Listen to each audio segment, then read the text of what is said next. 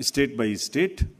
And now to start with from the Mizoram, the date of poll will be 7th November and date of counting would be 3rd, which is common of course for all these states, and elections in all these states would be completed by 5th of December. So date of poll is 7th November.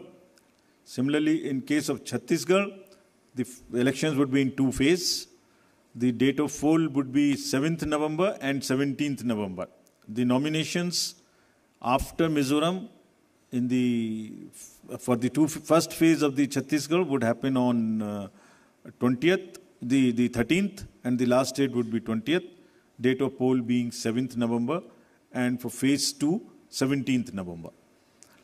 In Madhya Pradesh, this coincides with the second phase of Chhattisgarh, and date of poll would be 7th November. So, first Mizoram and the first phase of Chhattisgarh, then second phase of Chhattisgarh, and 1 phase in Madhya Pradesh.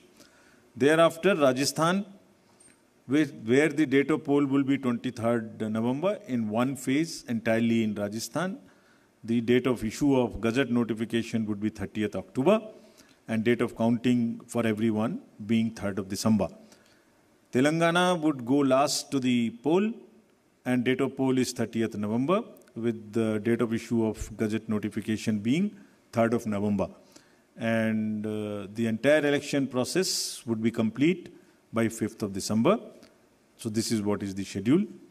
And again, I request all of you, through all of you, to all the voters to please come and exercise in the festival of democracy in a true sense. Thank you very much. Thank you. Thank you for those detailed remarks, sir. Just hold on. Just hold on. Floor is open for questions. Don't stand up. Just keep sitting and just put up your hands and I'll direct the mic to come to you.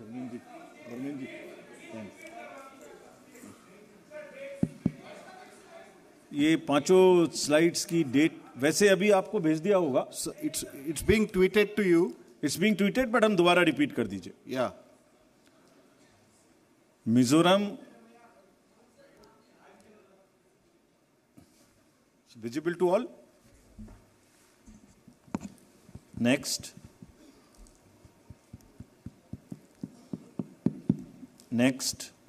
Madhya Pradesh, date of poll 17th November. Rajasthan, 23rd November. And Telangana, 30th November. We are doing counting on 3rd of December and finishing the... Yeah, floor is open for questions. Gentleman in the first row. Yeah. Unko mic de dijiye. We'll come to you next. Aapko aayenge in a second. Good afternoon sir, Mohit Dubey हूँ sir, News Nation channel से. Sir मेरा सवाल ये है कि खासतौर पे अगर छत्तीसगढ़ और तेलंगाना के परिप्रेक्ष्य में है, छत्तीसगढ़ में 2 चरणों में आप मतदान करा रहे हैं, नक्सल प्रभावित इलाका है कई.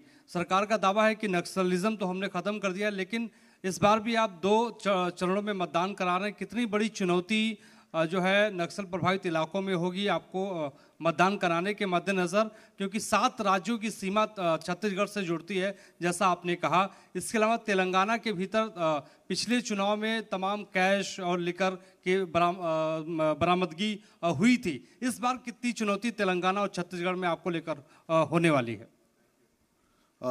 Yeah, gentleman in the second row there. Yeah, mic is coming to you, just wait. Yeah.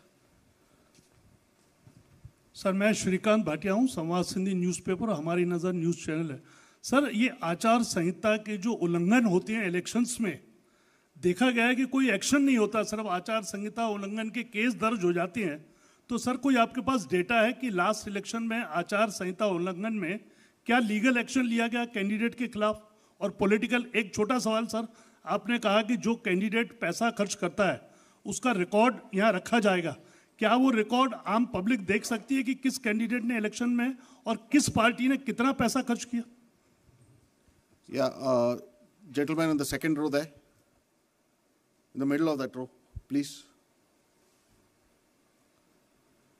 Sir, मैं प्रदीप कुमार, टोटल न्यूज़ से। सर मेरा सवाल ये है कि आपने आपराधिक छवि वालों का जो जिक्र किया है और उसको लेकर जो एक्शन की बात की है और जो प्रचार भी करना होगा उनको 3 बार बताना, लेकिन क्या ऐसे आपराधिक छवि वाले उनकी रोकथाम को लेकर इसके अलावा आपके पास क्या उपाय रहेगा, और अगर जानकारी नहीं मिलती तब एक्शन क्या होगा?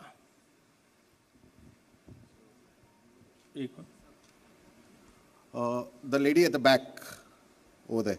Yeah.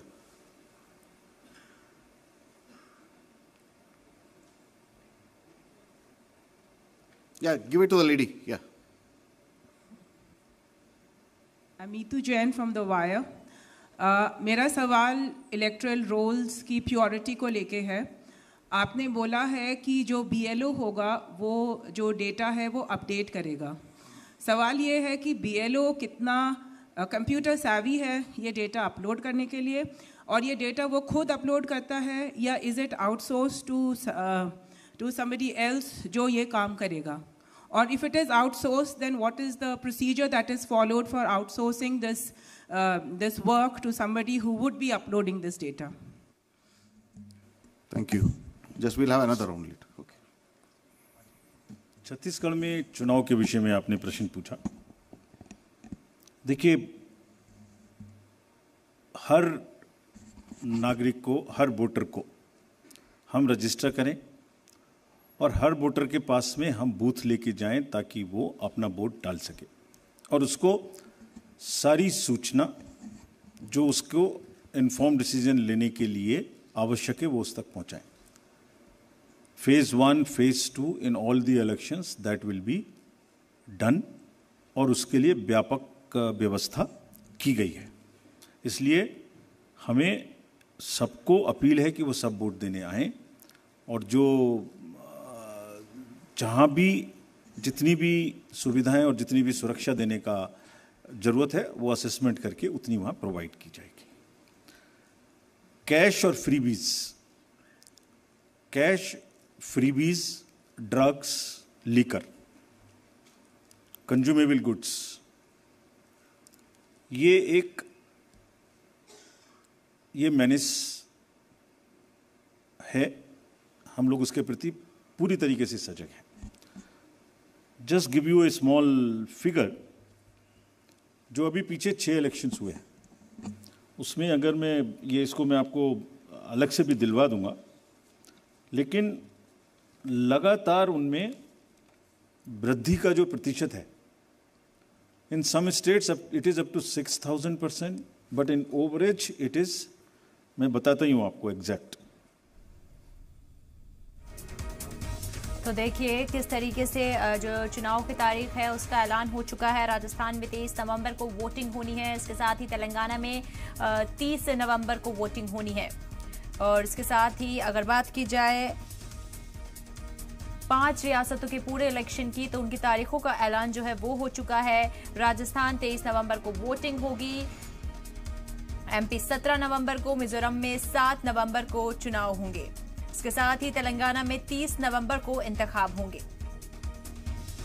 तो देखिए छत्तीसगढ़ में 7 और 17 नवंबर को वोटिंग होनी है। तो तारीखों का जो ऐलान है वो हो चुका है। 5 रियासतों में इलेक्शन की तारीखों का ऐलान हो गया है। इसके साथ ही अब तैयारियों में जुट जाना होगा। आपको बता दें कई अहम फैसले भी यहां पर लिए गए हैं, और वो फैसले ये हैं कि जितना भी चुनाव के अंदर पैसा खर्च किया जाएगा